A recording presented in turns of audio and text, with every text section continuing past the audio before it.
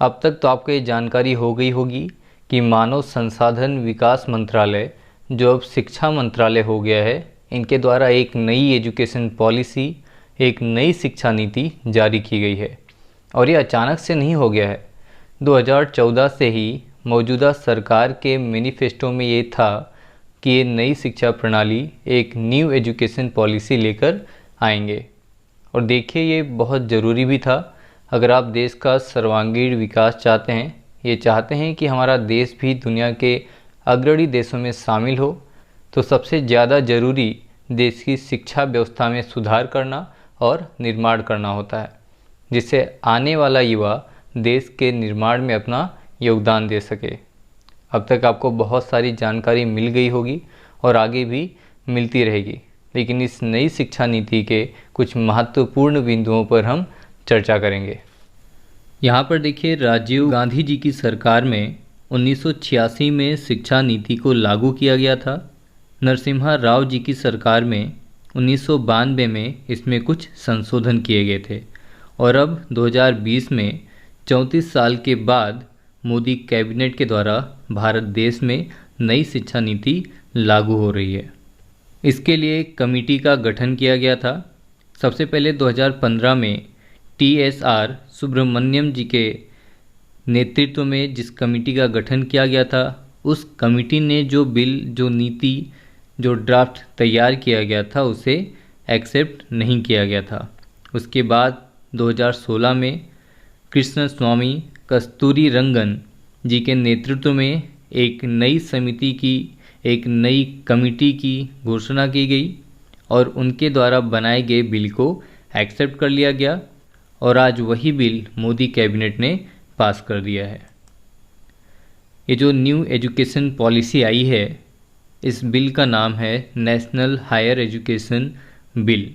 इसे अभी पार्लियामेंट में चर्चा के लिए भेजा जाएगा और जब संसद में इसके ऊपर चर्चा हो जाएगी, उसके बाद इस बिल को पास कर दिया जाएगा और ये बिल पास होने के बाद एक एक्ट बन जाएगा जिसे पूरे देश में लागू किया जाएगा।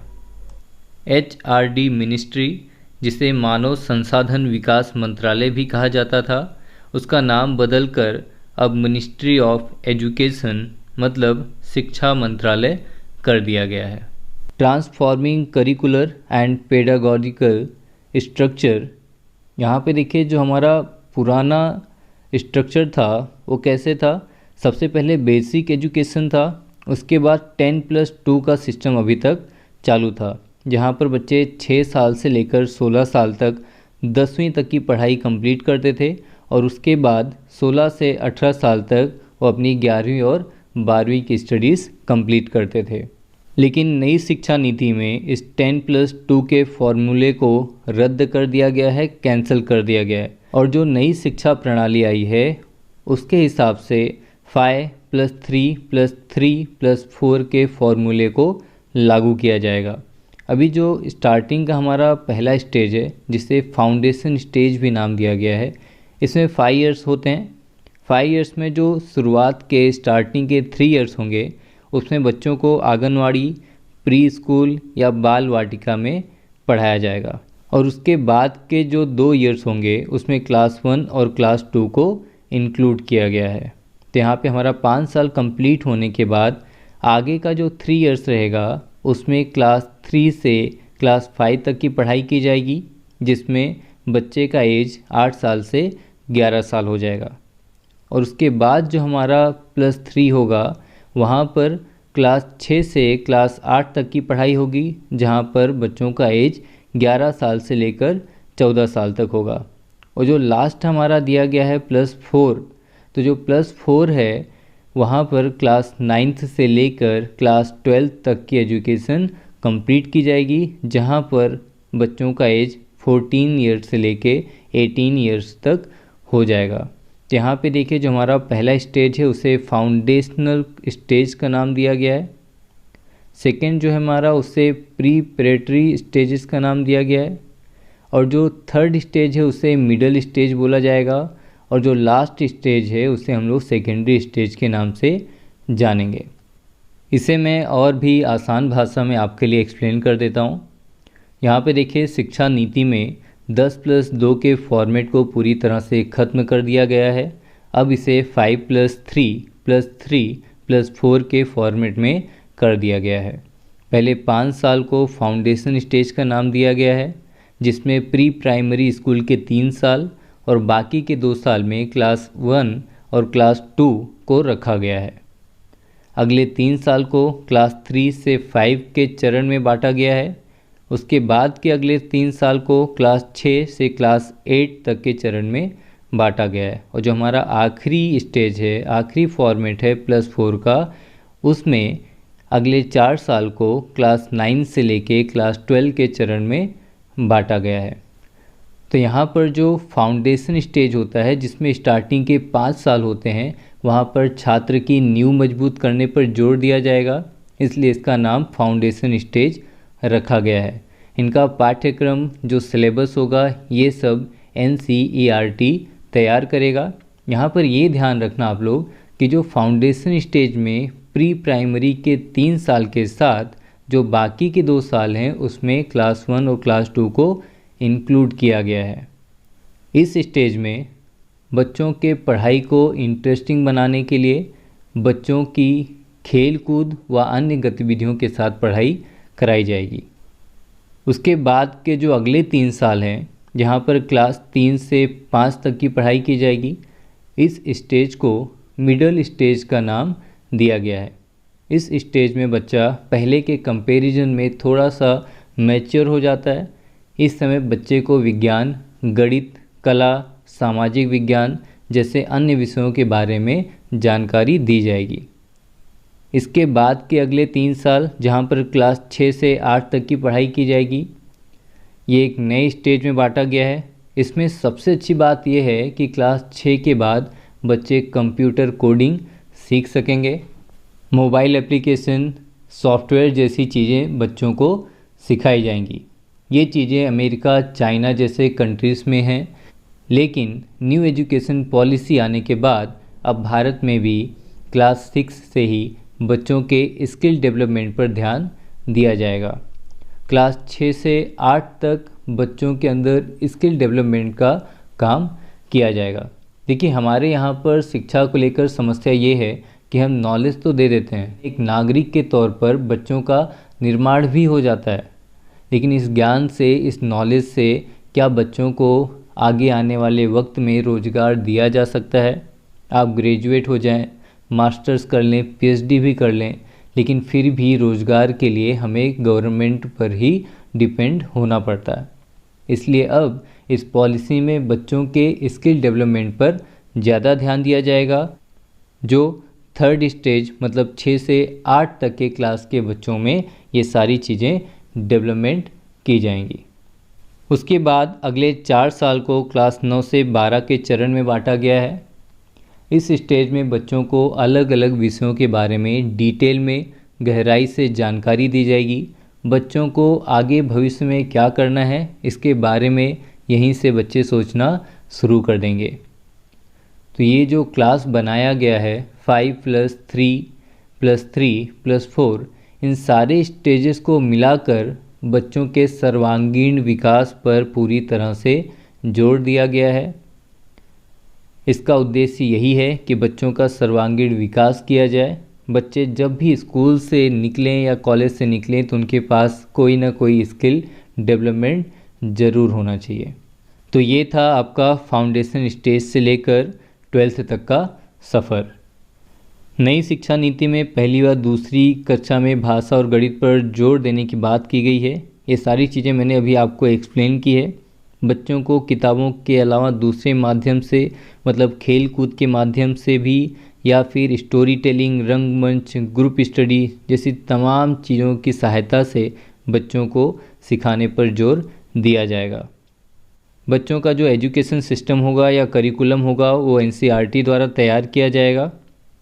वोकेशनल स्टडी में बच्चों को 10 दिन का बैगलेस पीरियड रखा जाएगा। इसका मतलब ये होता है कि बच्चे क्या कर सकेंगे, इंटर्नशिप कर सकेंगे। मतलब बच्चों को बढ़ई का काम, बिजली का काम, धातु का काम, बागवानी, माली का, मिट्टी के बर्तन जैसे बहुत सारी चीज़ों के बारे में बताया जाएगा और सिखाया जाएगा। मतलब उन्हें किसी न किसी चीज़ की अलग अलग तरह की ट्रेनिंग दी जाएगी। वन कंट्री वन एजुकेशन, मतलब एक राष्ट्र एक शिक्षा। गवर्नमेंट और पब्लिक यूनिवर्सिटीज़ के लिए रूल्स और रेगुलेशंस एक समान होंगे। 5वीं तक की पढ़ाई मातृभाषा में होगी, मतलब 5वीं तक की शिक्षा आपकी मातृभाषा में होगी। मतलब अगर आपकी मातृभाषा मराठी है तो मराठी में होगी, गुजराती है तो गुजराती में होगी, संस्कृत है तो संस्कृत में होगी, तमिल है तो तमिल में होगी। अब इंग्लिश की अनिवार्यता को समाप्त कर दिया गया है, लेकिन अगर आप इंग्लिश पढ़ना चाहते हैं तो इंग्लिश को एक सब्जेक्ट के रूप में पढ़ सकते हैं। 3 भाषा का फॉर्मूला तैयार किया गया है, जिसमें अब आपको हिंदी, इंग्लिश और एक स्थानीय भाषा भी सीखनी होगी। अब 3 भाषाओं के फॉर्मूले पर ध्यान दिया जाएगा, जिसमें हिंदी, इंग्लिश और एक स्थानीय भाषा आप सीख सकते हैं। तो शुरुआती 8 साल में स्टूडेंट्स कई भाषाओं को सीख सकते हैं। पूरे देश का सिलेबस और पैटर्न एक ही होगा। एक राष्ट्र एक शिक्षा का उद्देश्य यही है कि पूरे देश का पाठ्यक्रम, पूरे देश का सिलेबस एक ही होगा। ऐसा नहीं है कि महाराष्ट्र में कुछ और पढ़ाया जा रहा है, उत्तर प्रदेश में कुछ और, बिहार या गुजरात में कुछ और पढ़ाया जा रहा है। यहाँ पर पूरे देश का एक ही सिलेबस, एक ही पैटर्न फॉलो किया जाएगा। और यहाँ पर जो सबसे इम्पॉर्टेंट मुद्दा है वो ये है कि स्ट्रीम सिस्टम को अब ख़त्म कर दिया गया है। जी हाँ, 12th के बाद अब ना ही आर्ट्स है, ना साइंस और ना ही कॉमर्स है। न्यू एजुकेशन पॉलिसी में स्ट्रीम सिस्टम को ख़त्म कर दिया गया है। अब अलग अलग सब्जेक्ट का एक पूल तैयार होगा। जिस सब्जेक्ट में स्टूडेंट को इंटरेस्ट होगा वो सब्जेक्ट स्टूडेंट्स ले सकते हैं। अगर आप मैथ्स के साथ हिस्ट्री पढ़ना चाहते हैं या केमिस्ट्री के साथ अकाउंट्स या हिस्ट्री पढ़ना चाहते हैं तो आप पढ़ सकते हैं। छात्र अपनी मर्जी और स्वेच्छा के आधार पर विषय चुन सकेंगे। अगर कोई छात्र विज्ञान के साथ संगीत भी पढ़ना चाहता है तो उसके पास ये विकल्प अवेलेबल होगा। बोर्ड परीक्षा को ज्ञान आधारित बनाया जाएगा और उसमें रट कर याद करने की आदतों को कम किया जाएगा। अगला पॉइंट देखते हैं हम लोग।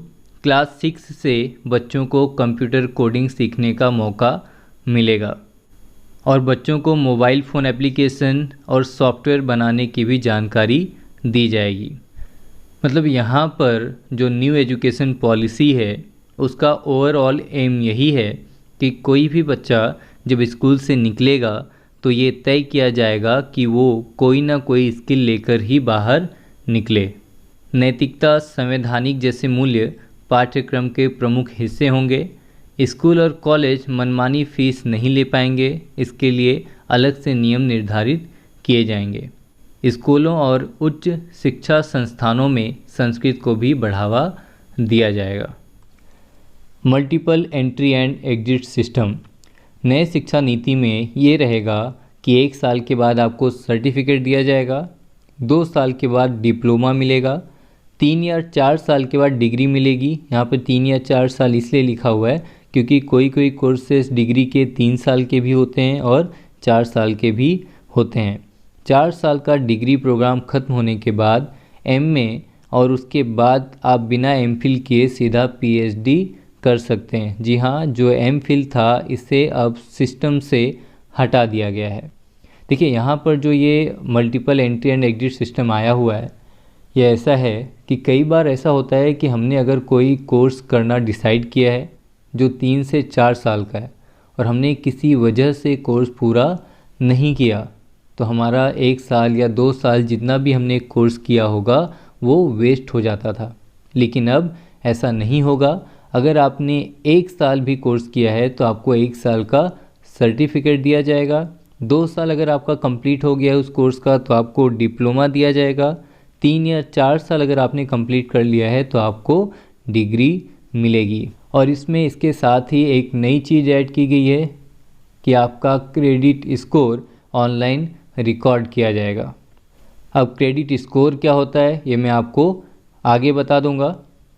एग्ज़ाम्स कैसे होंगे? जी हाँ, ये बहुत ही इम्पॉर्टेंट क्वेश्चन है कि एग्ज़ाम्स कैसे कंडक्ट किए जाएंगे। तो यहाँ पर सेमेस्टर एग्ज़ाम को प्रमोट किया जा रहा है। बोर्ड एग्ज़ाम के जगह पर सेमेस्टर वाइज एग्ज़ाम लिया जाएगा।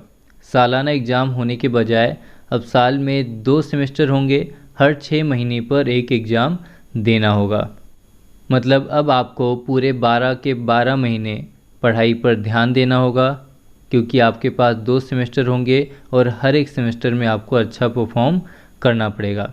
दोनों सेमेस्टर के अंकों को जोड़कर आपकी फाइनल मार्कशीट तैयार की जाएगी।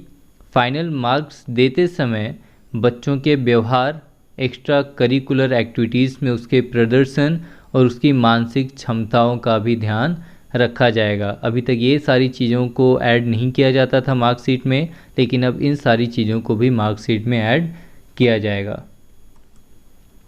विषय पढ़ाने वाले शिक्षक छात्र को अंक देंगे और साथ ही साथ छात्र खुद को भी अंक दे सकेंगे और छात्रों के सहपाठी भी उनका आकलन करेंगे। तो ये कुछ नई चीज़ें ऐड की गई हैं।